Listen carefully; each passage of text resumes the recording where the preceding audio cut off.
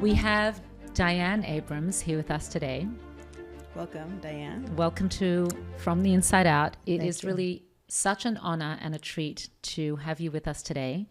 You have so many roles that you have lived throughout your life, and actually the last person that we had in your age group, she's a little bit older than you, is Dr. Edith Eger. Okay, good. And, it's so important for our generation to gain wisdom from someone like you, and for all our listeners to have the privilege to be able to hear the fascinating life that you've lived. You graduated from Columbia in 1964. Columbia Law School. Columbia Law School. You worked as a law clerk to a federal judge. You were a trial lawyer and a law professor. You played a leading role in the feminist and women's liberation movements. You worked as a real estate broker. You authored books. And you balanced your life as a mother and wife to the Attorney General of New York State for 4 terms. He was Attorney General of New York State. And most importantly, most meaningful to Eda and I as Chabad women is that the Lubavitcher Rebbe really loved you and took a great interest in your life. He also encouraged you to write your new book that's out, My Grandmother's Candlesticks, along with many other stories that you experienced with the Rebbe. And so we're going to hear that throughout the episode. And we wanted to start with asking you, what has driven you to continually evolve and redefine yourself with all these different roles that you have? Well, the truth is, the Rebbe first asked me to write a book about 50 years ago. My husband and I just celebrated our 50th anniversary, and we went to meet the Rebbe when we were engaged, because Bob at that time was Bronx Borough president, and one of the many people he knew told him, "Oh my goodness, I heard that you just got engaged. You know, you must go to see the Lubavitcher Rebbe and get a blessing from him, a bracha." Bob said, okay.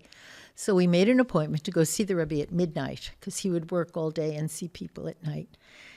And it so happens that someone you know, Rabbi Krinsky, was there. He was in charge of the staff in the office. He's my father-in-law. Right. And so we waited and waited and waited. 1 o'clock, 1:30. At 2 o'clock, somebody walked out. They must have gotten caught up in conversation with the Rebbe. It was Jan Pierce, a famous opera singer, and his wife, which just gave us a little indication of the wide variety of people who knew and admired the Rebbe. And so we went in, we saw him. He was just a very kind person, almost like felt like a member of your family. It was a very simple office, totally unadorned, a desk. He used to say he only had one piece of paper on his desk at any one time. And his attention was totally focused on you. It was almost as if he could look through you and see who you were. He wanted to know who you were and what could he do to enable you to do the most that you could do with the time you had here on this earth. And he gave us a bracha. We said, thank you very much. And we left. And I realized that I had just written an article about my grandmother that was published by the OU magazine at that time. I called it Grandma Lives.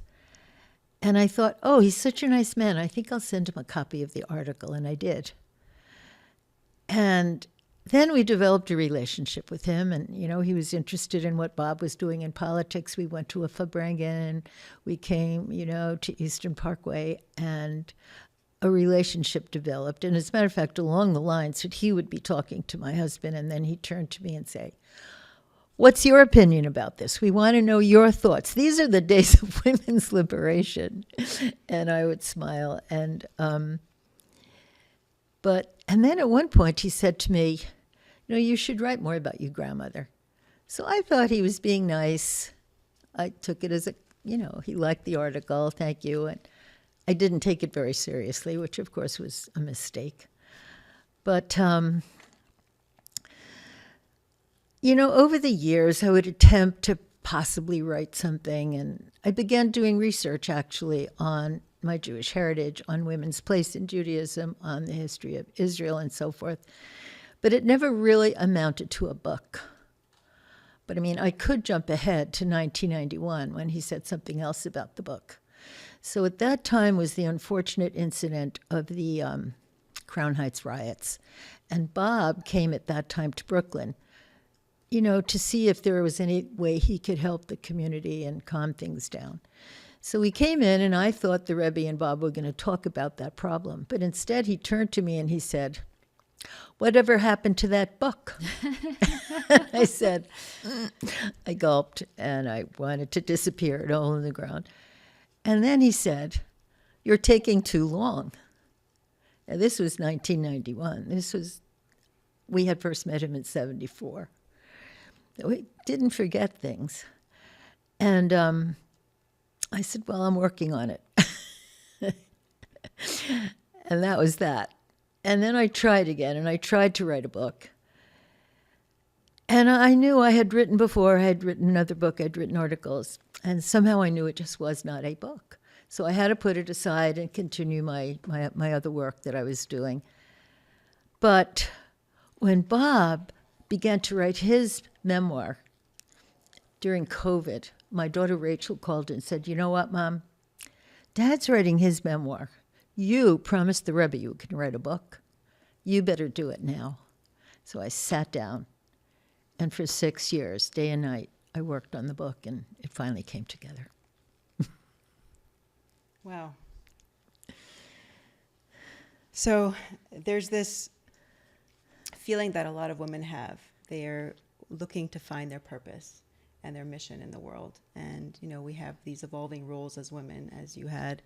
And we often talk about trusting the timing of your life. And it's a really powerful sentiment, especially considering you wrote your book when you wrote your book. And, it was obviously meant to be written when it was written. But what inspired you to write this book at this stage of your life? Like, I guess it was COVID, but I would say, what took so long? What took so long? Well, in the course of it, I did a lot of research. I took classes on women's role within Judaism. And I began to see that the feminists who had been saying, the reason I wrote my original article, who was saying that Judaism tends to denigrate women and put them in an inferior place. I mean, that had always been my view. But I began to understand it even more deeply. Judaism, if anything, elevates women to a very respected position, as do many religions. And perhaps it's more the secular society that may have this opposite effect. And so I studied that. And then a really important thing, my father, who is a very kind, understanding person, he began sending me things that I learned more about my ancestors and where we came from. And I learned more about my great-grandparents and my great-great-grandparents. My great-greats immigrated to Jerusalem in the 1800s with the Lubavitcher Rebbe. And then my father arranged for me to meet the Boston Rebbe. He said, your uncle Mendel Fader was a very good friend of mine. And our families lived together in Mea Sharim in Jerusalem in the 1880s. I said, I never knew this. And then I got pictures of my 4 great-grandfathers, and I saw what they looked like, dignified, all with long white beards and hats. And then I said to myself, well, I don't need a guru.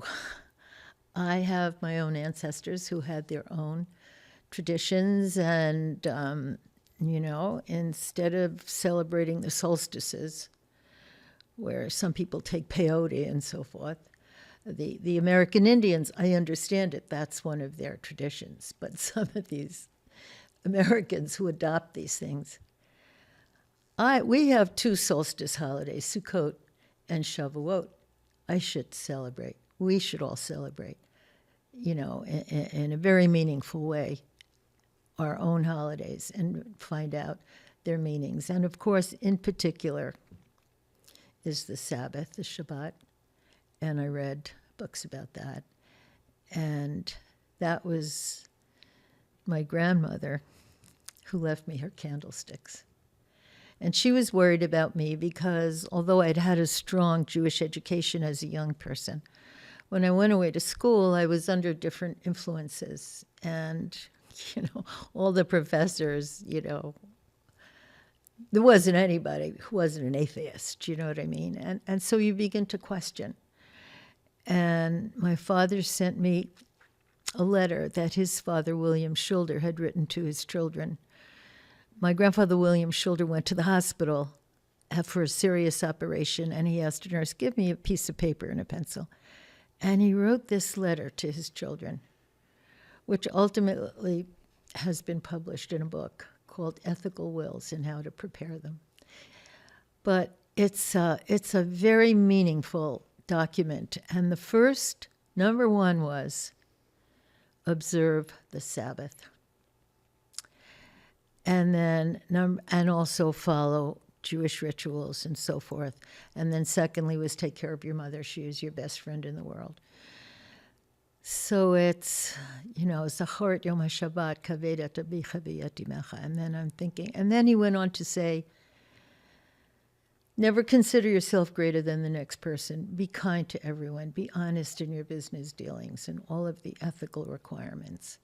And I sat there and I thought about it and I said, and then he put a star to indicate that, because he had respect your mother is number 7. He moved it up to number 2, and I realized the order is important to him. And I said, why is the Sabbath number 1?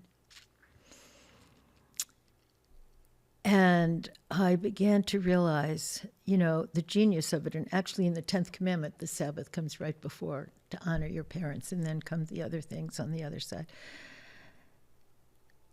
And once I began to observe the Sabbath strictly, there's just a certain peacefulness about it that someone who hasn't seen it cannot even understand, and the way it creates community, and the way it creates a rhythm in your life, and it's a way of bringing a family together.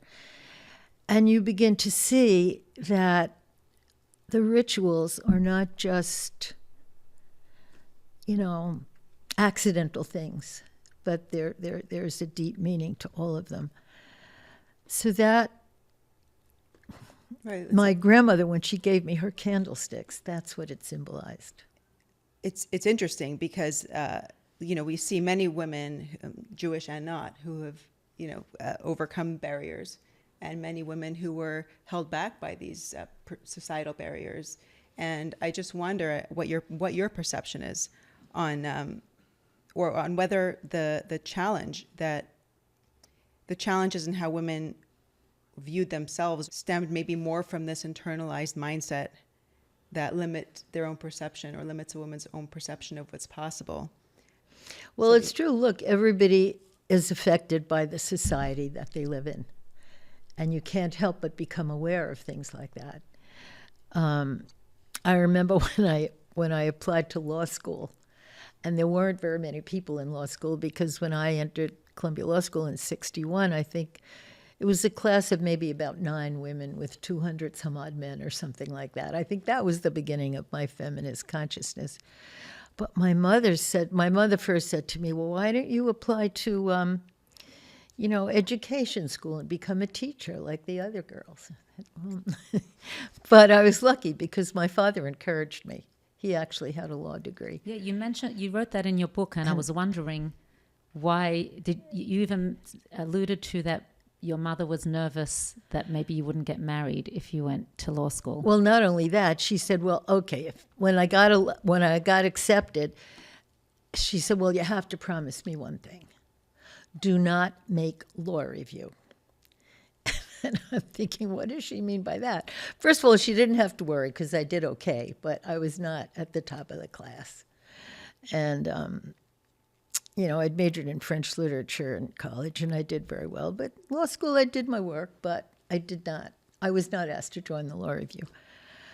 But it was a strange thing in those days to think that somebody wouldn't marry a woman if she was smart. Why would you want to live your whole life with a person who wasn't smart?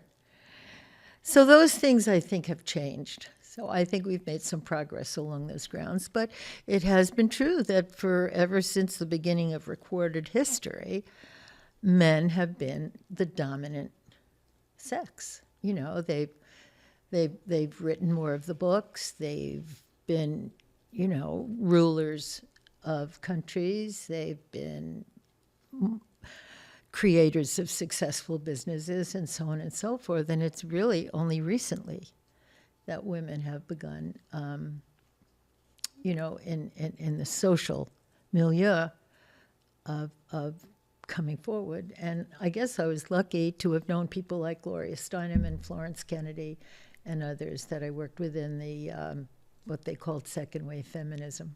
Right. And I think a lot of changes have been made. Well, look, the Rebbe, when you like you said in the beginning, when you came with your husband to the Rebbe and they were discussing politics, and then the Rebbe just turned to you and said, "What's your opinion?" So that's right. He valued what your opinion was. He did, and the Rebbe was also a very strong. He saw the divine in every person, and he saw everyone as equal, and he wanted to help. Shirley Chisholm lived in Brooklyn, and he helped her in certain ways in Congress. And well, you lived through the feminist movement. I did. So I'm still trying to understand what they were trying to achieve and what you believe should be achieved in empowering a woman. Well, there's the spiritual realm, and then there's the public realm, and you could see it in the shluchos. Because, the emissaries, the male and the female, are treated equally in Chabad. They are both teachers. They both are involved in hospitality. They all speak their mind, and the Rebbe accords them all equal consideration. But, there are differences. There's a secular society which is atheistic, and then there are various religions, and they're all different. And if you're lucky enough to be born in Jewish society, I think even the Rebbe, going back in history, looking at ancient Egypt where the Jews were slaves, there's a famous saying in the Talmud, which goes something like "B'schut Nashim tzidkanio nigalu avotenu miMitzrayim." It was in the merit of the righteous women that we were saved in Egypt. And the Rebbe goes into that in his book of Sichos, and he explains exactly that. When Pharaoh decreed that all male babies should be drowned at birth, the men became wary, possibly afraid, scared, and they said, "We've got to stop having children." And the women had the strength and the clarity of faith to say, "No, we are going to continue to having children." And they seduced their husbands, and they did continue to have children. And Moshe, for example, was not drowned, and he was preserved to become a leader. So these are some of the, and if we look at the matriarchs, I don't want to go into Torah analysis, but there is, respect. So that's one thing. That's the spiritual realm. Then in the social realm, you live in countries with laws of their own, and you have to analyze them and see what they are. And those you work for, just like any other constituent in a particular society. And I think in that respect, women have made advances over the last few decades. And I have a book called Women Fight Back. And I even speak about how in Muslim society today women are making great strides, in countries like Morocco and Saudi Arabia and certain other countries. So, and I think there are ways that women can band together on social issues and continue to make even further changes. So we see there's been a change in the social landscape. What about you? How have you changed? How have you changed? Well, we all change. We're constantly changing. Yeah, I guess we're evolving as women, and we're also trying to stay the same and change and find that, that balance. Well, you see, I was very lucky to marry the right person. And we want to hear about how you met, too. The biggest mistakes you can make in life is marrying the wrong person. And I've seen it all too often, and it can. Well, as I say, I had these parents, and I guess, I was a bit of a rebellious child in my youth, for whatever the reason. And there came a time when my younger sister was married and my younger brother was married, and I was the oldest of the three. And my father, who, you also have to be lucky to have good parents. My father, every time he'd see me, he'd smile and he'd say, "Time is marching on. Time is marching on," without saying exactly what he had in mind. But of course, we all knew it. And then my mother's friends decided that I was too fussy. What about this one or that one? And anyway, one day, I'll tell you how I met Bob. I was having Shabbos lunch at my parents' home. And there had just been some horrible thing that happened in the Vietnamese War. There was a big picture in the New York Times of a young girl running away from a napalm bombing. And I just happened to sit there and say, I could never marry anyone unless he was against the war in Vietnam. At which point, my father banged his hand on the table. He was usually very soft-spoken. And he said, "That is the most idiotic thing I have ever heard anyone say. Why can't you marry a person just based on how he thinks about a war?" But unbeknownst to me, the next day he went across the street to his rabbi, Rabbi Gilbert Clapperman, who was a very good friend. They hear of such a crazy mishigas. My daughter can't marry someone relating to a war. At which point, Rabbi Clapperman got a huge smile on his face, and he said to my dad, "I happen to know a nice Jewish boy who is against the war in Vietnam, and I will introduce them to each other." So they were both active in the Soviet Jewry movement because, you know, at that time Jews were not allowed to practice their religion in Russia, as, you know, the communists were burning churches and synagogues. And the Jews were also not allowed to leave, and they had the motto, "Let them live as Jews or leave as Jews." And they were very active in it. And so every time Rabbi Gilbert Clapperman would see Bob at a Soviet Jewry rally, he would take out a piece of paper from his pocket, which had my name and number on it, all unbeknownst to me. And he said, "Very lovely girl. You two have a lot in common. You should call her." So Bob would put the paper in his pocket and continue. He was very busy. You know, he had so many things to do. And then, as a matter of fact, somebody called me and said, "There's this nice young man, board president, speaking at our shul. You should come." I was very, very busy, you know. Had to end the war and women's rights and my law practice and my matrimonial law practice, which a lot of women were calling me about, you know, how to handle their divorces. That's another issue where there are inequalities very often in the law, in matrimonial law, and also in the Jewish, the Agunah issue, but we could deal with that another time. So finally, after about a year, he called the Bronx Borough President's office, and he gets Bob's secretary on the phone. And she comes into Bob's office, and she says, "Mr. President," which she would call him. That's why she was one of his favorite people, because she called him Mr. President. "It's that rabbi on the phone. Why don't you just call him? Take the girl out for a cup of coffee, and he will stop bothering us." So Bob said, "Okay." He called me. We went out, and we dated for a while, and about a year later, we got married. Wow. What I love about that story is I saw an interesting piece on how the two primary human needs are authenticity and connection. And very often people will give up their authenticity for the sake of connection, specifically in dating, where people will sort of like, okay, maybe I'll date someone who I don't really want to go out with because maybe the biological clock is ticking. And Rivkah, maybe you'll speak to this because you're the matchmaker. But you didn't give up your authenticity. And what happens when you don't is that the connections that you make are really authentic because they're based on you. Yeah, exactly. Yes. And you'll tell you what I like, that somebody gave you a rabbi gave you his name and his number and said, call him. There weren't any profiles flying on WhatsApp. It was, okay, no I photographs.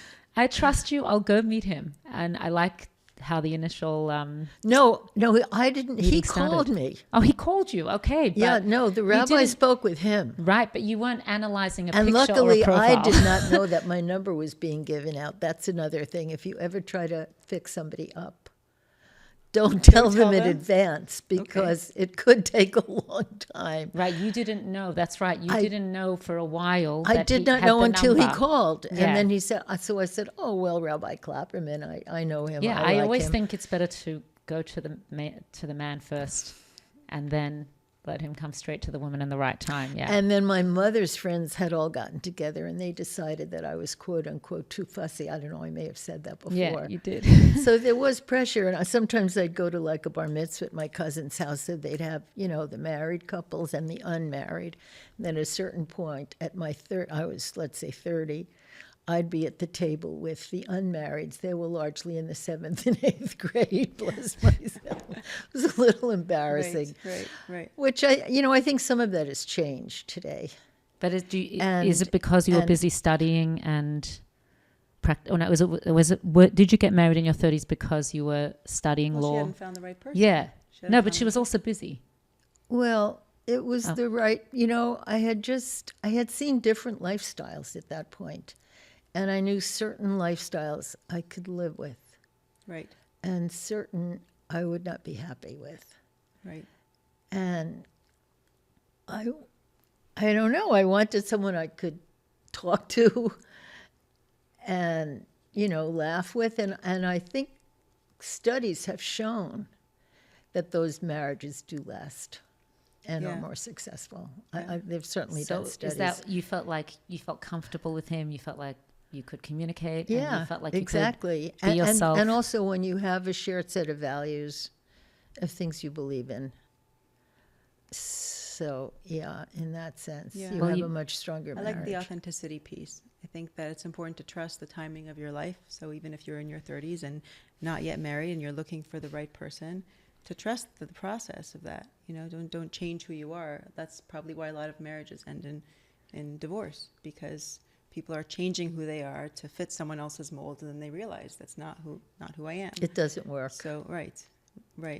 Especially today, I think it's a little harder with social media and all of the and all of the superficialities that lead people to lose sight of their values and who they are authentically.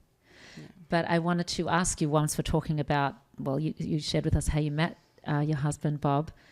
Can you give us a tip or two, since you're married for 50 years and we get a very positive, happy vibe from you in your 50th year? Well, I'll tell you. Give us a tip or two. You have to be marriage. lucky, number one. When my children were born, I was so happy to have them. Oh my gosh, Rachel, I was 38, and there she was. She was the most amazing child. And my mother used to come to the house. She said, there's something wrong here. There's a baby here. There's no crying. What is going on? But she was like that. And she's just been like that. And I was just so happy to have her at that point, having been, deprived of that for so long. And I just happen to like babies and kids. Even to this day, when I get up early in the morning and I see all these little kids walking to school, and they just have to learn what the world is like, and they have to learn to speak. And I've always loved languages. And so, I majored in French and I studied other languages. And just to watch how she learned to speak, it was fascinating. Some people don't enjoy babies, but I really did. And then you walk into the room and they're so happy to see you. I mean, is ever anybody as happy to see you as the baby, or if you nurse a baby, or if you... So I was able to do that. And, and Bob was working. And at that point, actually, when I became pregnant, I stopped taking new matrimonial cases. And then I thought I'd go to social work school, maybe because people who are getting divorced were always fighting. I didn't think that was a good atmosphere necessarily. For you to be in. For a mother with young children. So I went to social work. It was very interesting. I learned a lot.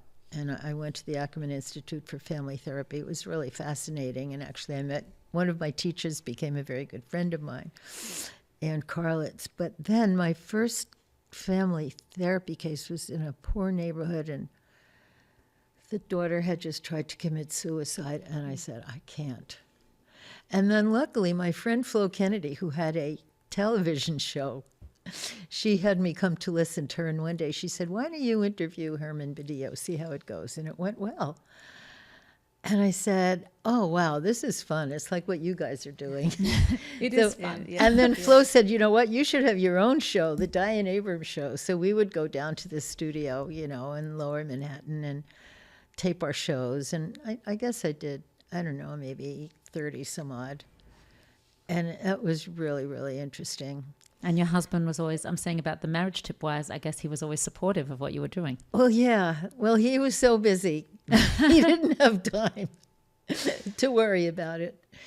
And, and then, I would take the children to shul on Shabbat, and we'd walk to the West Side, and then they would have friends. And I was just lucky. And then when Becky came, she was another delicious child. Right. So I wanted you to share about that. You have a miracle story, a fascinating story with the Rebbe and Becky. Could you share when that Rachel with us? got to be about 7 years old, she had a certain mantra, which was, I want a sister, I want a sister, I want a sister. So we were trying, but it wasn't happening. And then we went to a fertility expert, woman doctor. And when we told her our age, she said, you have less than a 15% chance of having another child. How old were you?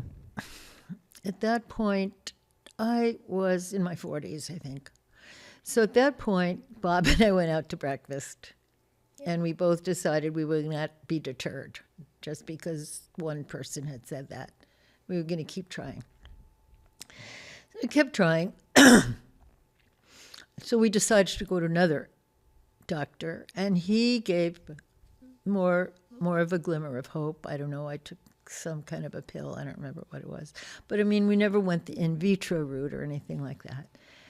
And then we continued our friendship with the Rebbe. And the Rebbe on Hoshana Rabbah, just the end of the holiday of Sukkot, would give out honey cake, which was called lekach. And it's interesting, I noticed the other day, lekach has two meanings. It refers to honey cake, and it refers to a type of learning. Oh. I don't know if you noticed, it was in the Parsha about a week ago. Anyway, he would hand out this honey cake, and when he gave me a piece of honey cake, he said to me, he looked straight at me, he said, I give you a bracha for an addition to your family within the next year. And I was stunned, and I said, how does this man know what I've been praying for and what we've been hoping for and what would make our life feel full and complete? But somehow when he said it, I believed it. I don't know exactly why. And sure enough, I would say, I don't know, maybe 2 months later, I was pregnant. Amazing. And you hadn't told the Rebbe, or you hadn't told anyone that you even wanted to No, have a we baby. hadn't told our parents. I didn't tell my mother. I didn't tell my father. I didn't tell my best friend. I did not tell anybody. And I certainly didn't call the Rebbe's assistants or tell him I want a blessing, nothing like that. It's really extraordinary. So then I called the doctor and I said, I just took a pregnancy test here at home and it's positive. But I'd like to take a test in your office, a regular one with the injection and all that. So I came in. Because you couldn't believe it. Well, I just wanted to confirm. So I came in to have the test. He took it and then he called me back and he said, look, I'll tell you the truth. It says that it's positive, but I believe that's impossible. I think there must be a mistake. You've got to come in and have another test. So I went in and had another test, and it was also positive. So he said, well, I guess it's positive. And it's the Rebbe's bracha. Naturally, I was very, very happy. And, when you're at, I hired a high-risk doctor. There are doctors who specialize in high-risk patients. He was wonderful. But then there's a certain point where women over a certain age have to have a discussion about all the potential negative things that could be wrong with the baby and so on and so forth. I don't know exactly why. So I told my husband, look, you'll come with me to the discussion. I am going to look out the window. I'm not going to listen to what they say. You can listen to them, talk to them, fine. And then we were supposed to have I had a certain test to see whether she had a certain illness or something. But they lost it, and I never got the results back until I don't know, I was practically ready to give birth. So none of that applied. And I went in to have the baby. I had a wonderful doctor. You know, sometimes the doctors come in to see you, then they say, I'll be back, I'll see you. And he came to see me. He said, I want you to know I've taken a room in the hospital, and I will be here until this baby is born. And he was great. And Becky was born. And The year later, Diane. Pardon me? 1 year. Oh, later. 1 year later. My husband just reminded me, he's so great. He's been so supportive of my writing this book and everything. So That's the lucky thing. You have a husband, a supportive that's right. husband. See, he was Here with worth you. waiting for. Let's put it that way. So we were on a mission of attorneys general. At that point, my husband became elected attorney general. And Joseph Lieberman had just become elected Attorney General of Connecticut, and the four of us became good friends. And we were having a meal with Joe and Hadassah. And at one point, Bob said, look, Joe, you've been married before and divorced. Hadassah, you've been married before and divorced. But you've never had any children together. When are you going to have a child together? So Hadassah said, I can't have a child at my age. I'm too old. And Bob said, well, how old are you? And she said something like, I don't know, 37 or 38. And he said, Hadassah, do you know how old my wife was when she had Becky? And he told her. And her eyes were so big. I think you had mentioned 47 when you had Becky, right? In the book. I was 48 when I had Becky. Wow. I think Amazing. I was 47 when I got the bracha. Right, right. And I was 48 I was 38 when I had Rachel and 48 when I had Becky. And then later on, she told me that she told her husband, she said, Joey, if they can do it, we can do it. And shortly thereafter, their daughter, Hani, was born. Wonderful person. As a matter of fact, she and Becky became friends. And they went to school together at one point. And she now, Hani, lives in Jerusalem with her 6 children. And It's so she's- beautiful. The blessing of your daughter Becky The ripple effect. The ripple effect led to that your friends having a daughter, and that's just this And beautiful. Hani is a wonderful, wonderful, brilliant person who's, you know, a great support to her mother at this time. And This is such a hopeful story for our listeners to hear, and also, you know, continuing the Jewish legacy, especially in the times that we live in now. It's very important. And for you to have had this blessing from the Rebbe to have a baby, and these blessings are always there. Now, many people go to the Ohel, where people ask for prayers for babies, for matches, for a good match for their soulmate, for hatzlacha, or, you know, success in their work. And, you know, people have the Rebbe finds a way to help today as well. So you ended up coming back to the Rebbe again, correct? After the you had Hoshana baby. Rabbah, after the Hoshana Rabbah, when I received the blessing to have another child within the year, naturally we brought Becky back with us and carrying her in our arms. And the Rebbe, as soon as he saw us, before we could even say a word to him, as we got closer, he said, I see you brought the addition to the family. And I said to myself, how could he have imagined exactly what he said last year after seeing so many thousands of people? And then my husband, Bob, said to him, thank you, Rebbe, thank you, Rebbe. And the Rebbe said to us, don't thank me. And he pointed up to the heavens. Wow. Thank Hashem. Baruch Hashem. That's beautiful. Wow, what amazing, extraordinary experiences you had with the Rebbe.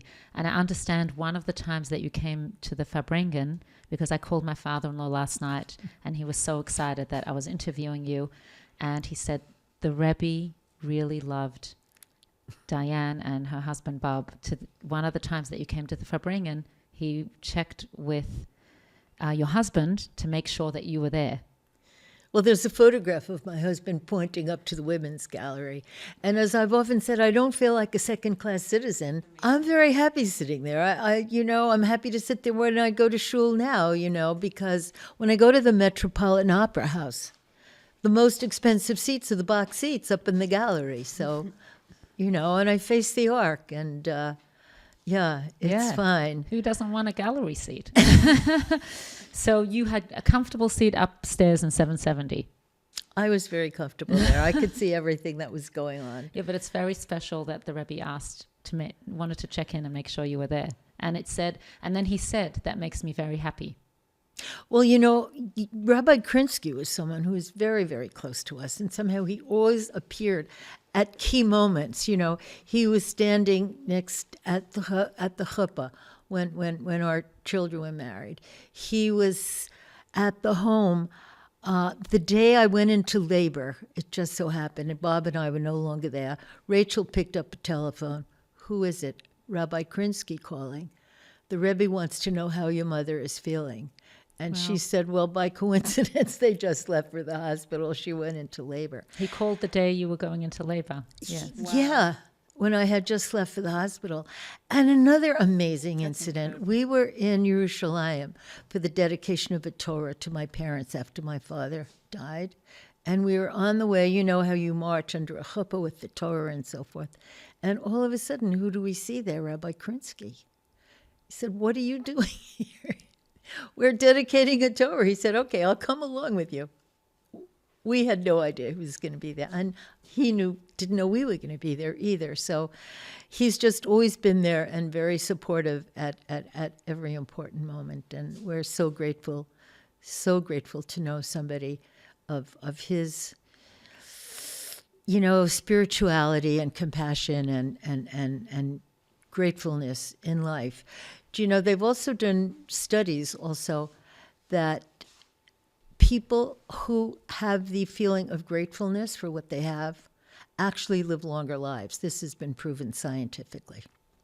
And, another thing about how he cares and remembers, the night before we were married in the Botanical Gardens, in the Bronx Botanical Gardens, we heard this from Rabbi Besser. Rabbi Besser was a very outstanding rabbi in New York, and he was actually a consultant to an attorney general group that was traveling in Eastern Europe.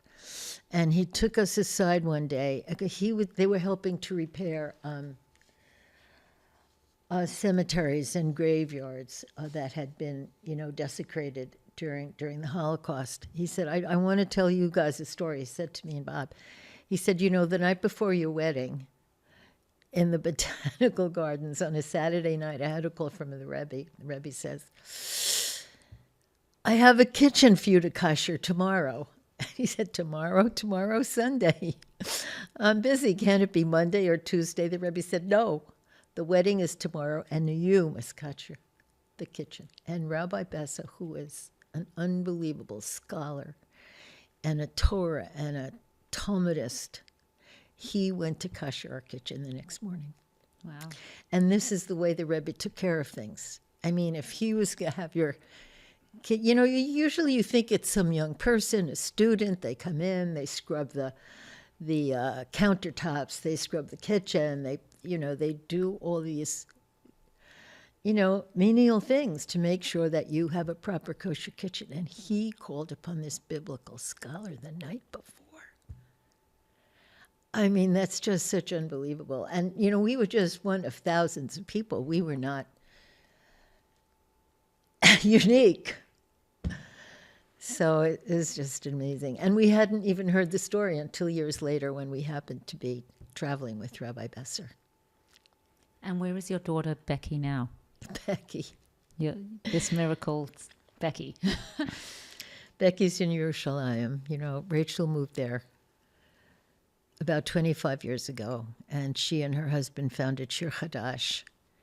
They started out with leading the davening with the Rizel brothers. And before too long, people and families were gathering at Shir Chadash, and they became well known to be welcoming and, the George Rohr theory, you have to have a nice kiddush. and children were welcome. And recently they were, with Bob's help, I must say, able to raise the money to build a building of their own That's in amazing. Talpiot, Shir Hadash, very welcoming, and we take great pleasure and pride in being able to attend services there. That's beautiful. And recently we have a little grandson.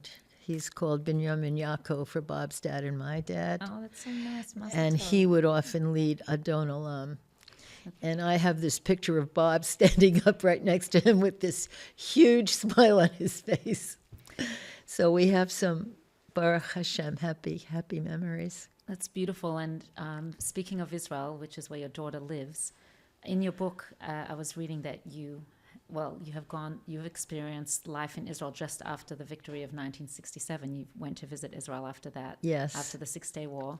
And you were seeing people crying from joy from the victory. And I was wondering how that shapes your views and emotions in light of what's happened now since October 7th.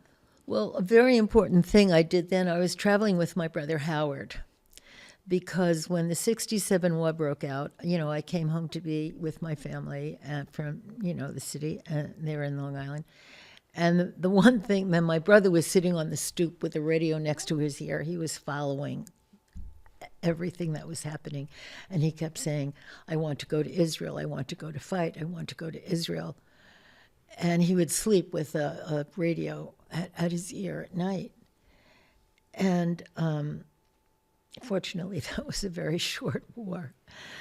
But when it was over, my parents said, you know what, we'd be happy to send the two of you over there just to see the country and what it's like. And we went. And it was very thrilling. And one of the important things we did, we went to see the graves of our ancestors who were buried on the Mount of Olives on Har HaZeisim. And so my great-greats are buried there. Aaron and Fagi Fader. They had I think they had about 8 children, maybe 6 sons. And every time Bob would go out to campaign, actually, he'd say, I met another Aaron Fader today. There was so many Aaron Faders. But he was the Aaron Fader. And then my father arranged for me to meet the Boston Rebbe. And Bob and I went there to Boston. We met him, and he said, after he made Havdalah on Saturday night, he said, I'd like to talk to you. Did you know that your great-uncle Sam, your grandmother's brother, Sam Fader, is a good friend of mine, and our families had lived together in Mea Sharim in the 1880s. And, I had never seen these graves, and it was really quite something for me to know more about the history of my family and the fact that, way before Israel was declared a state, before the Holocaust, in the 1880s, I had great-great-grandparents who lived there and who are buried there. Wow. So how do you feel about what's going on in Israel now from your experiences? Well, the Faders were very proud of being stubborn and doing what they felt was right. The book that I wrote was written before October 7th. But somehow or other, I don't know, the Rebbe must have known this would be a good time to write a book. There's a lot in the book about the resurgence of anti-Semitism, because it was going on for years before October 7th, unfortunately. You felt it? I wrote about it. Yes. I wrote about it, yeah. And I wrote about how the Rebbe would have handled it also, because he handled it the way he handled everything else, to look on the positive side instead of the negative side, not all the horrible things that were happening, which, every time you think of it, it's difficult. His father was exiled from, Russia or Poland or wherever, Eastern Europe, and he died in exile. And his brother was also murdered by the communists. But you never heard him speak about it. And, it was actually his mother There's a story about the Rebbe's mother, because she wrote her autobiography. Rebbe and And Chana's diaries. Rebbe Tzimcha, and I advise every woman to read her autobiography. It's an amazing book. Yeah, I agree. And she spoke about, they asked for permission to go to the wedding of her beloved son in Warsaw. They lived in not that far away. Do you know what I mean? But there was no permission. Jews were not allowed to leave.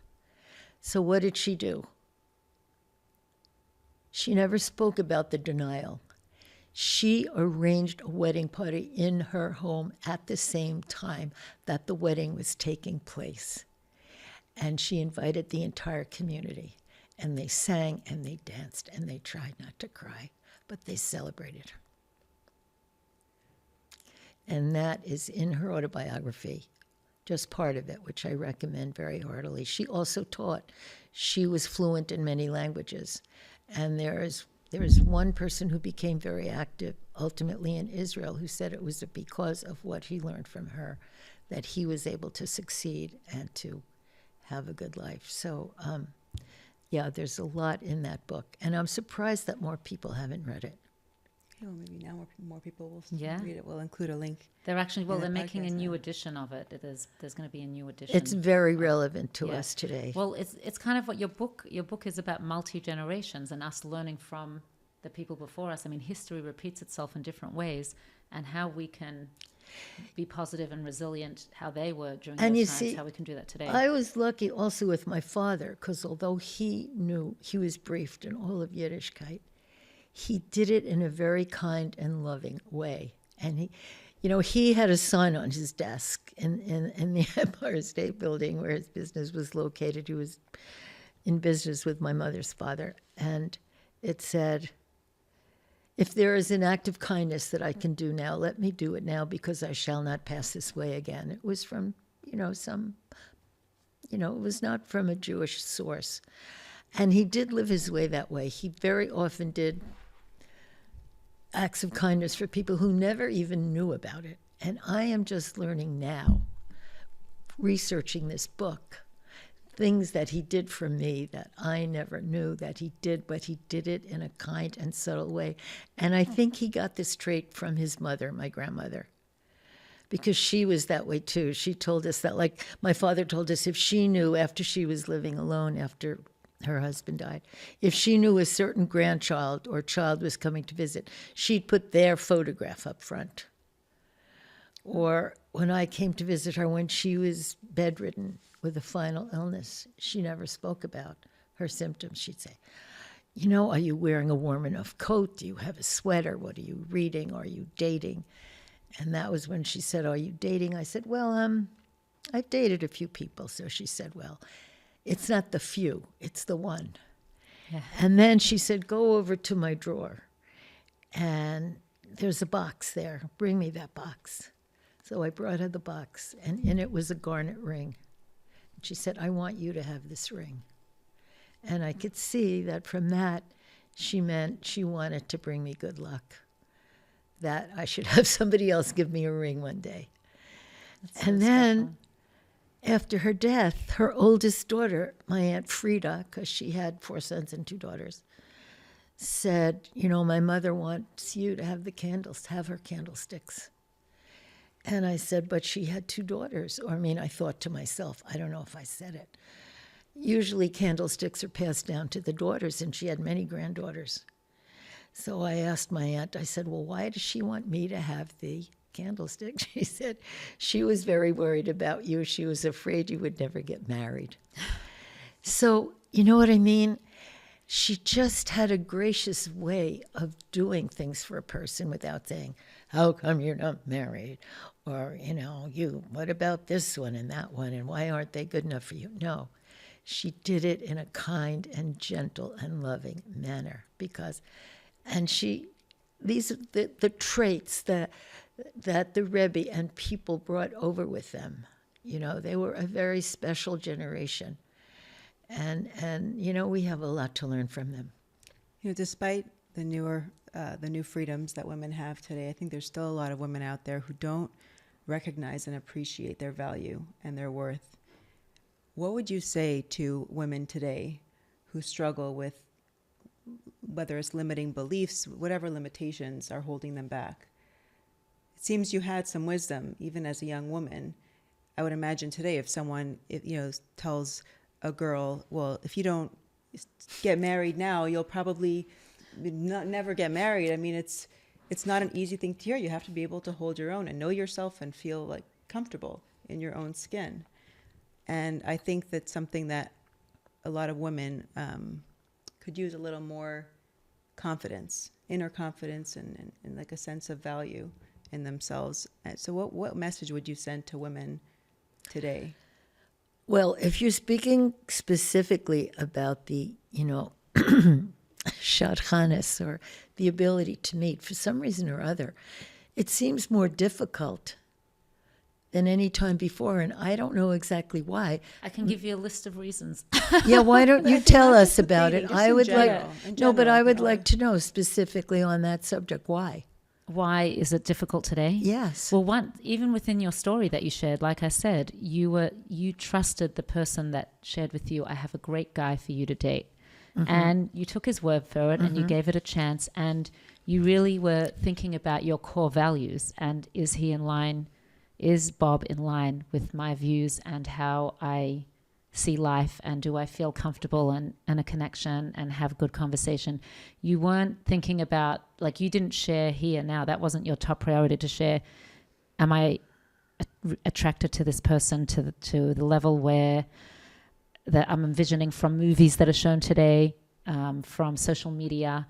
It wasn't on a superficial level that you were zoned into your connection with him. It was more on a values-based level. And I think if we went back to that, that's probably one of the main problems today. And people do have good values, but they don't realize how superficial, how they're analyzing this dating experience in a very superficial way. No, I think that's a very big part of it. Yeah. And there have also been studies done about people who live together before they're married, which of course is more and more common. You may not be talking about that group, but there is a greater divorce rate in people who do live together, which is not the common perception, because you think, well, if you live together, then you could find out whether you get along, and you'd know, and it'd be more likely to last.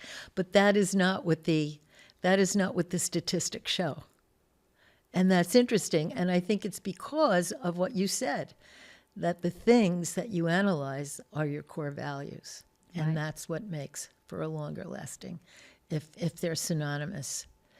But, well, at some time, I think we'll have to do another show on dating. Yes, and we do meeting that. people. Eda was And- asking you, like, where did you, like, you are a confident woman. So she's asking. Well, I don't know. I was very lucky. As I say with my father, for example, he encouraged me to go to law school. Like when, my mother said, what are you going to law school? And the thing about law. So do you think it was your father that gave you the confidence? I think he did. Because when I went to law school, he started sending me articles about law articles and this and that and so on and so forth. So you feel it's someone else that needs to give it to you? He believed in my ability to survive somehow. So did the Rebbe, of course.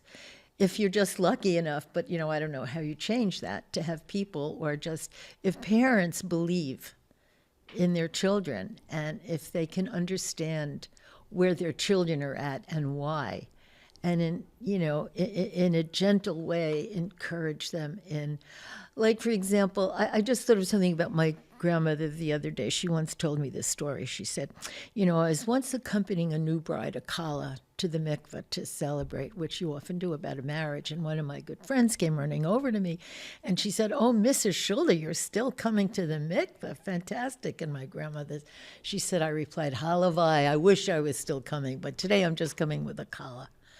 So this was her way of telling me that she observed the Nida rules.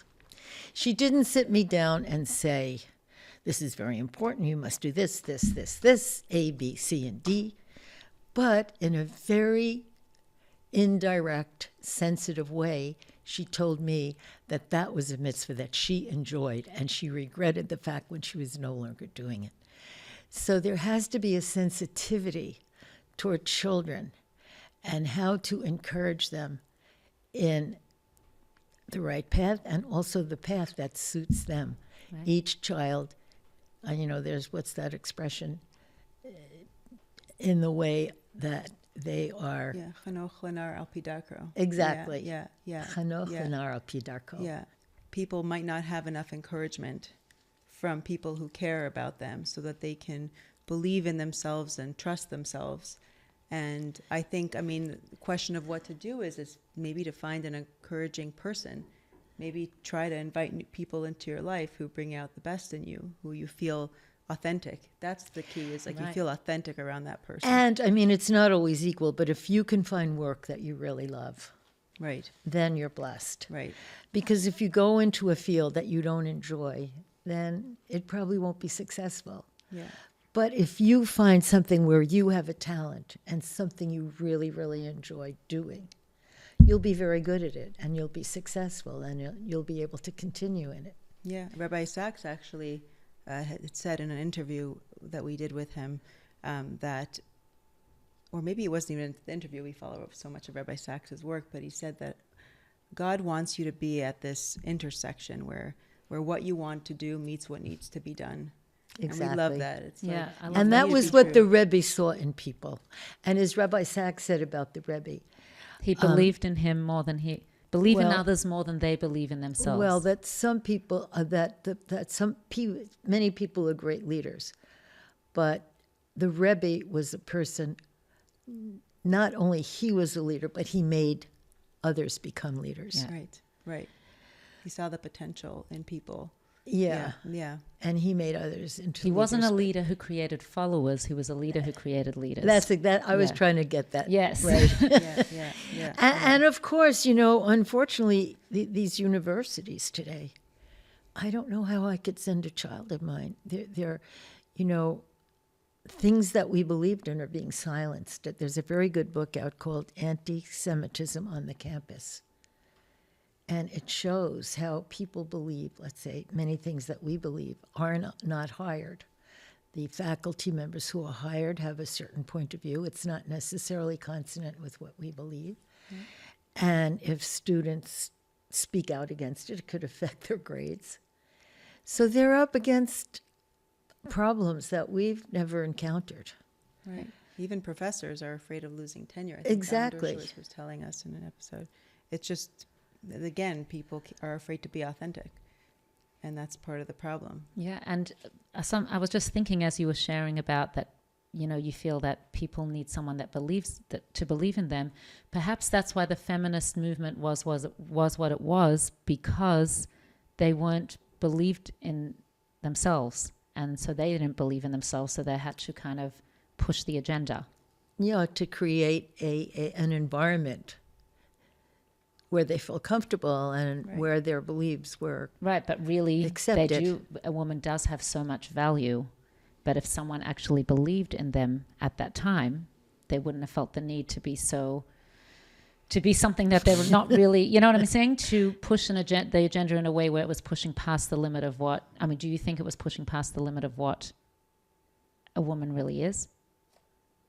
The feminist movement. No, it was pushing into their greatest potentialities, which were not able to come out in the previous environment.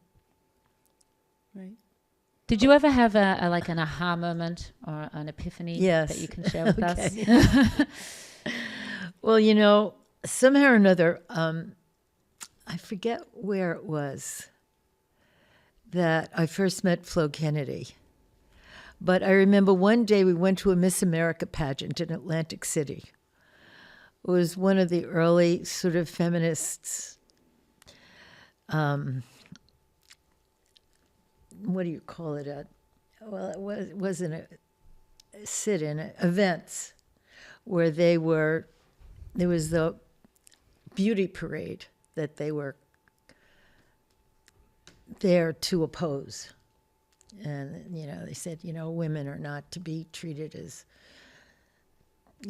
bodies to be bought and sold or something like that. and there was a big trash can.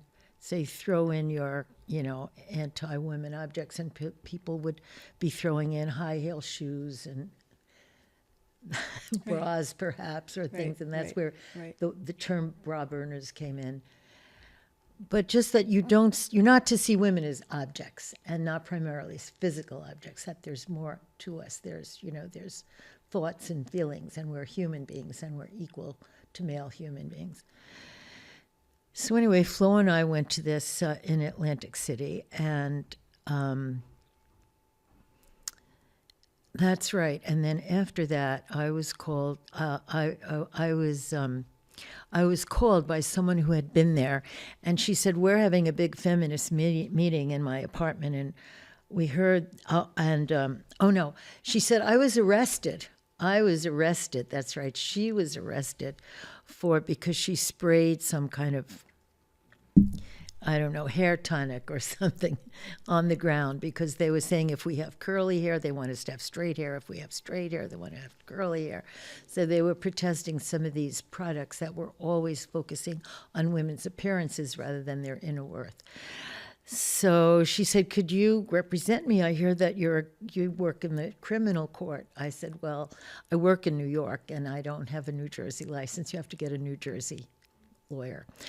So she said, "Well, okay, you can't represent me, but we're having a big meeting. Will you please come to this meeting next week?" And it was in an apartment near where I live down in Greenwich Village. I said, "Sure, I'd love to." And I came to that meeting.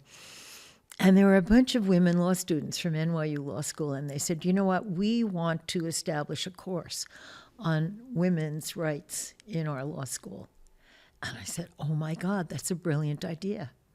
We should." And I went home, I got out a yellow legal pad, and I wrote out a draft of a curriculum.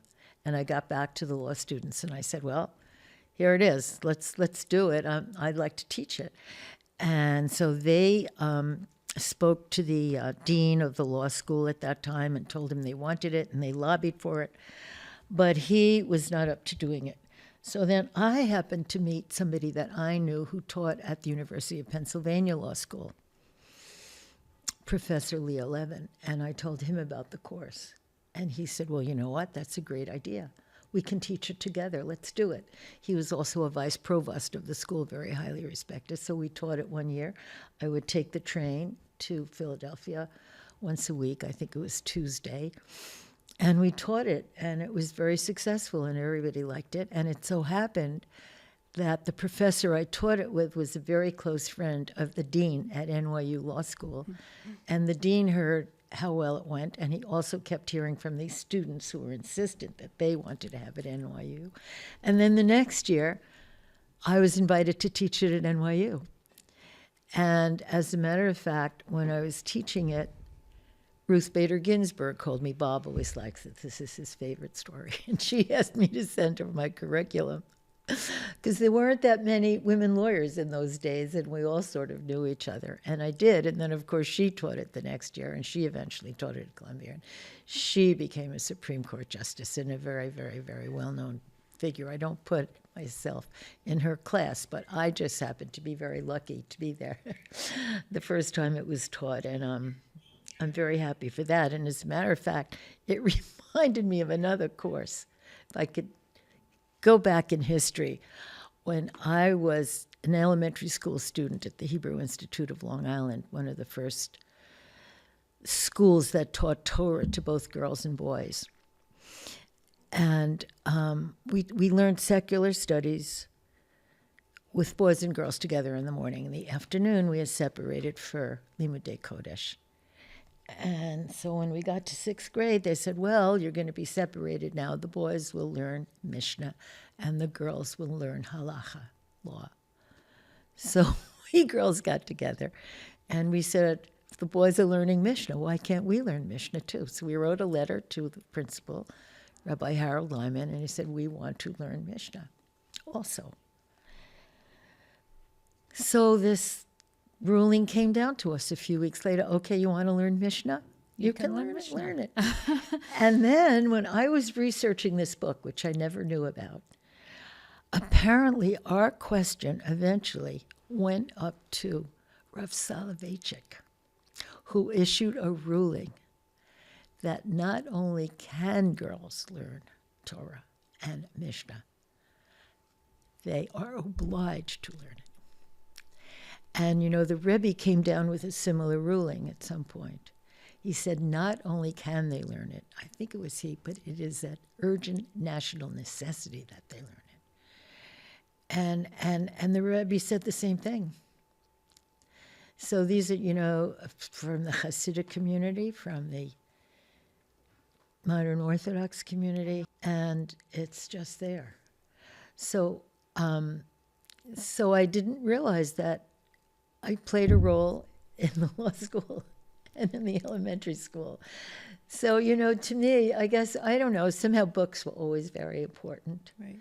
And I was always encouraged in this by my father to read and to learn and to teach. Eventually. I want to just go back when you created the curriculum. What would you say? I mean, it was obviously popular, and what would you say was unique to the curriculum that you offered? How would you describe what you were?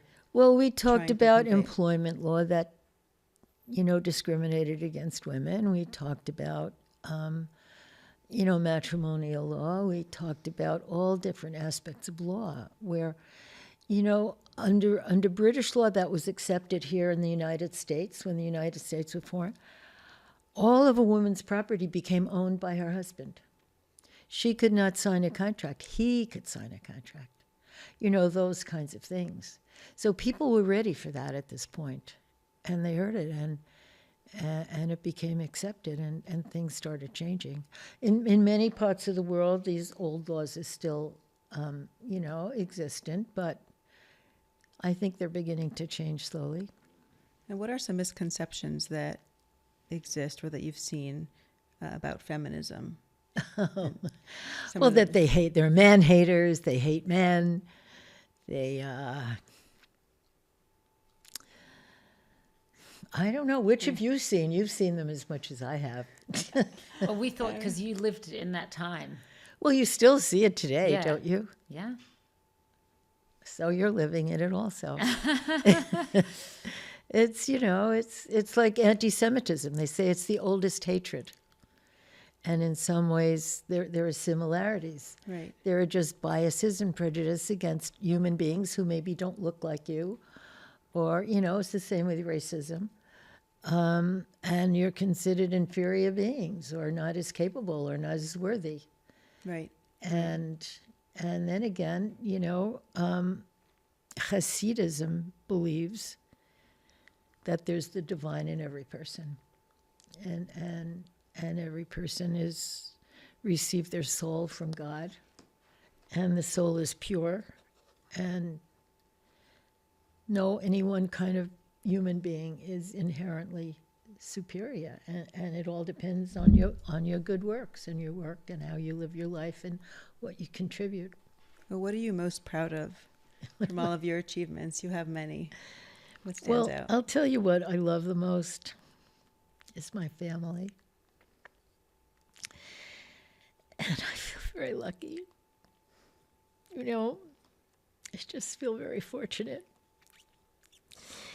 My husband's a very good person, and my children, Rachel and Becky and our two sons-in-law, and Rachel's children, Gabriella, Michaela, Daria, Ellie, BJ, Binyamin Yaakov, and then Becky's family, Sarah, Hannah, and, Kobe's the oldest. Yaakov Nachman, he's also named for my father, so we have two people named for my father. And, there's this thinking that when you name a person for someone else, that they may eventually have some of the attributes of that person. I don't know how that works. You can explain that to me. You're more knowledgeable in that field. I think we just see it, it's not something you have to have knowledge for. There's something about when you name a child after that person, you just see certain traits about them. So I named Rachel for my grandmother, Rachel. And she is like my grandmother, very accepting, very loving, very kind. And we named Yaakov. We have two Yaakovs also, and you know, when they grow up, they'll become more and more, I think, in that direction. They are already. And actually, they both love music. My father loved singing. You know, we loved to sing Zmirot at the Shabbos table. And, you know, I think I have in my book about how on Yom Kippur he had the Haftorah from Yeshayahu, from Isaiah. And, you know, that is a very profound piece of everything about Isaiah is very profound. You know, Handel's Messiah is based almost entirely on Isaiah and the Tehillim, the Psalms. It makes sense that the person would take after that person because you're naming them after them to continue their legacy. So it would make sense. But, you know, it really touched me deeply when you got emotional just now and shared how you're most proud of your children. Your family, your husband, your children. We recently interviewed Dr. Sheila Nazarian, and she is you can listen to the episode, but she's a top plastic surgeon in LA. She's an Israel advocate. And we asked her a similar question, and she said that if she had to give anyone advice as to what to do with their lives, the first thing she would say is to get married and have a family. What was the quote that she said about when she comes home? Because when you come home from your job, Your job doesn't hug you when you get home. yeah, your job doesn't hug you when you get home. But, you know, I think sometimes in today's world when everyone's trying to achieve something and make something of themselves, sometimes we can lose sight with what counts most. And you've lived a whole full life. You, thank God, 87 years old, and you should have Almost, December 11th. December 11th. Well, but I did have my 50th anniversary. Yeah, and you had your 50th anniversary. You should have many, many more happy and healthy years. But this is what you don't hesitate to say is your greatest gift. And we were very lucky because Bob's family was thrilled to meet me. And as a matter of fact, but we went to tell our parents that we were engaging. And Bob's mother, she's very outspoken, very feisty lady. She raised up, she said, "Thank God." She had a way of expressing what everybody else. And then Bob's father said something like, "I knew the minute I saw the two of you together that this was the one." And we said, "How did you know it?" And he said, "Well, I saw the way you looked at each other." Mm-hmm. So, you know, they were just the kind of parents who did everything to make you feel closer. And my parents, you can imagine, finally their daughter, their oldest child is finally married. And they always had the greatest respect for Bob and my father, you know, and he was running for office. He was a big supporter. Of course, my mother did say, she had a thing about politics. She would say, "I'll make a big party for you when you leave politics." She always liked to speak her mind, but she also looked up to him and adored her. So, you know, that's all very helpful. Yes, when you have helpful. those kinds of things, yes. Because, you know, there can be this mother-in-law, daughter-in-law thing. You know, I think it's a halacha that you can't even, a mother and daughter-in-law can't testify against each other in court because they're considered a priori to be hostile. And I do speak to people who have, one great thing about having only daughters is that you never have a daughter. No, you never have what? A daughter. But you know, I hear sometimes mothers-in-law of girl, you know, who have daughters-in-law. I go there, I zip my lip, I don't say anything, I don't speak, I don't have an opinion on any topic. So I don't know. Anyway, you were blessed not to have those challenges. I don't know. I don't want to say that because I know I got along very well with my mother-in-law. She did. We used to have so much fun. We would just sit and talk and laugh and, you know, so it's not always. And we were very, very fond of each other. But I don't know how it got more fun. That was a tangent. That was not on my list of important things to talk about. Those are the best things, the things that aren't on the list. But actually, well, you know, you're saying that you were very blessed and you had the good muzzle. But I know that, well, for the people that are watching, this is the book, My Grandmother's Candlesticks. The Rebbe had blessed you that you would have very good muzzle when you come out with this book. Correct? Well, no, what he said was, when you finish the book, everything in life will be mazeldik for you. Those were his words. Wow. Well, the 50th anniversary is the first thing. That's right. Well, may it be. You see, should be it's somebody mazeldik. like that. You know, if you have parents like that, or you try to be parents like that to your children, And that was the most amazing thing, that he never had children. But then again, he never sat and felt sorry for himself somehow, and his wife. I don't know how they did it. And yet he blessed so many other people to have children. Yes. Well, we know, I mean, you have a wealth of wisdom, and we're so grateful that we're part of the mazel for after your book comes out, to be able to We're honored. harness all the benefits of the wisdom that you have. And so I guess two last questions. One being, if you could take all the wisdom that you've gathered over the years and you could send a message to your younger self, is there a message that you would share with her? Although it seems you had it pretty together, but is there something I'll say a couple of things. I seem to be, when I speak to young people these days, one thing I seem to be saying to them, I just didn't decide to do it, but is that to try to find something that you love.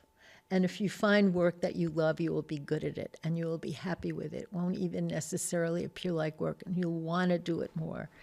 And to work with people that you like and get along with. And the same in a family, you know. But yeah, I find people who love their work are usually very happy people. And so you're saying that because you said the thing you're most proud of is your family, but you're also sharing about work. So you do feel that you finding work that you loved is contributed to the pride that you have in your family as well. Well, I'll tell you something else. I almost wrote a book about how to have a successful marriage. Yeah. With Blue Greenberg, actually, who was very, very hospitable to us when we first moved to Riverdale, and I didn't know anybody there. And she said, "You've got a blanket invitation for every Shabbos meal." That's so And nice. we lived there for 5 years, and we were accepted just like members of the family. So she was coming at it, and I was coming at it at about the same time from different angles. And we decided to write a book called Marriages That Work. And it was sort of a play on words, because in order to have a good marriage, you have to work at it. That's right. But I'm saying your work, not your work at your marriage, your work as a lawyer and all the different things that you were doing. Do you feel that helped your That's happy part of it. marriage? I wouldn't say that that's the one and only answer. You know, that's one part. But it's also working at relationships, you know, with your spouse, with your children, with your in-laws, with people you know. And it's, you know, there's Rachel Krauss who she's married to Daniel Krauss, and they both at KJ. I know her. Yeah, you know her? Yes, I So- do. We've gotten together to do matches together. Yeah, she's great. She's amazing. She's great. And her husband's from Australia. She gave a Devar Torah the other day that was totally life-changing. It was about not holding a grudge, but I could get into that in a minute. But what I started to say is that I was asking you what contributes. Like no, if I you- was gonna. So two things. So she said when her kids get unruly and they're in a bad mood and they're whatever, she sends them out to do random acts of kindness, because there are a lot of older people who live in the building. They go upstairs, an act of kindness, and they come back. They're all over it. They're not grumpy. They're not annoying. They're not fighting with each other. So I'd say random acts of kindness. Yeah, That's great. I love that. you love that also. And as Rabbi Sachs said, you've got to know who you are. You've got to know your history. You've got to know the history. If you can, go back. I wish I could go back. You know, like when I went to Lezhensk, which is the city that my great-grandfather, he was the shochet of Lezhensk. That's where he came from. There was a sign at the beginning. It said, founded in the year 1290. And I didn't put this in the book. And I said, 1290, I think that's the year that Jews were expelled from England. Maybe they came from England, but, you know, I don't now think they did. But see how far back you can go. Can you go to grandparents, great-grandparents, great-great-great-great-greats? And the farther back you go, I think it helps you to know who you are. And then the more you learn about your own traditions and the ways of life that have worked for so many years, and the more you know, the more you're able to study the Torah, you know, the mitzvot, you know. A lot of it is basic common sense, but people don't always have common sense. But if you can learn about your traditions, you can also gain more common sense and a way of existing more happily in the world. That's so beautiful. I wanted to hear about the Dvar Torah you said about not holding a grudge. You said Well, you you did know, the- I have one of my father's brothers, my Uncle Paul Schulder. Actually, he was at one time the president of the Flatbush Yeshiva, and he has a wonderful family. My Aunt Shirley Kestenbaum, and we were very close with him. So he lived into his 90s, and I'd often go there with Bob and my cousin Lynette for lunch or something on a Shabbat. And I'd say, you know, what is it that enabled you to live such, you know, at this age in good health and good frame of mind? He said one thing: I never held a grudge. Because think of it, if you hold a grudge, who does it hurt? It doesn't hurt the person you hold it against. He doesn't even know about it, but you know about it, and it hurts you. And he said that is the one thing. And then I also realized it's actually one of the 613 mitzvot. You shall not hold a grudge. And so Rachel Krauss was giving a Dvar Torah about that. And I began thinking, unfortunately, of a certain person that I held a grudge. That you hold a grudge. And I've been working on it. And I feel better And you feel better since for it. So, So what kind of work did you do? How do you let well, go? Yeah. you know, you think, first of all, you think why and so what? And then you think about the person and what their issues are. And, you know, and then I read some, I forget which Mishnah or whatever this is. It says, if a person, you know that someone has a donkey, and you had a donkey and you were trying to load your donkey, and your neighbor refused to help you. Nevertheless, if your neighbor years later then has a donkey that he's trying to load, you must help him load his donkey. I don't know where that comes from. I am not a great Talmud scholar. It's from somewhere. But that goes with not holding a grudge also. And if you can adopt that type of approach to life, I think you would be a happier person. Yeah, makes sense. It definitely makes sense. Before we usually end our episode with a parting message or a favorite quote of yours.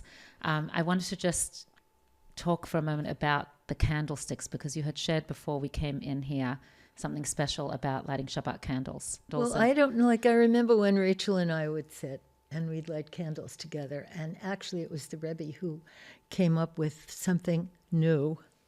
It used to be that women only lit candles starting when they were married, and they'd have the 2 candlesticks. But at a certain point in time, a number of years ago, the Rebbe, it happened to have been a September 11th, but earlier than the horrible date when that happened, he said, every Jewish girl from the age of 3 must start lighting candles. And Mrs. Esther Sternberg has been in charge of that for so many years. Yeah. And as I've understood it, there are now millions of Jewish women and children and girls lighting candles. And the Rebbe said, there's too much darkness in the world. And we must light these candles to bring more peace to the world. And I know, and I have the zchut, the opportunity to light candles with my children, it just brings us so much closer together. And then, you know, and sometimes I remember who it was, you know, I think maybe it was Becky when they were little, or Rachel. And I said, well, what did you pray for? And she said, well, I pray, I don't know, that the Rebbe should get better. I think he wasn't well. And I pray for the man who's living on the grate outside, and something else.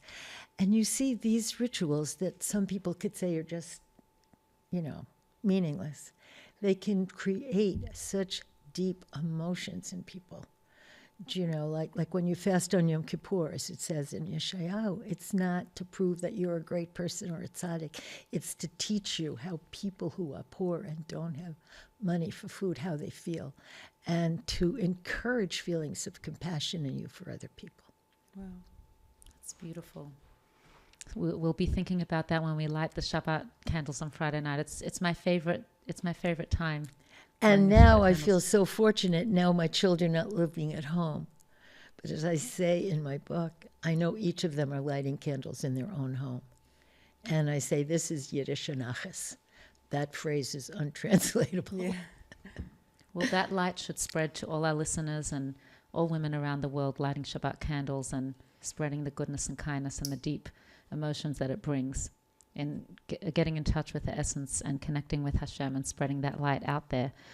And so now, I don't want this episode to end, but do you have a parting message or a favorite quote that you would like to share with us and our Well, you know, listeners? there's that quote from Rabbi Sachs.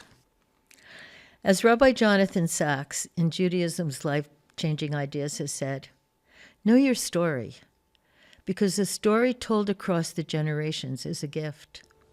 When you know who you are and why, you can navigate the wilderness of time with courage and confidence. That's Thank you. Thank you. That's beautiful. And that sums up everything you've shared and your message in your book about the previous generations before that, how we're continuing the legacy of the greats before us. And if we know who we are, we can navigate our lives now. Thank you for having me. Thank you for It was a coming. pleasure Thank you to for be being here and a It was pleasure to be pleasure. with you. It was And an honor and a I'm pleasure. glad the younger generation is moving forward and doing so well. We're trying. Well, that's thanks to women like you. Yeah.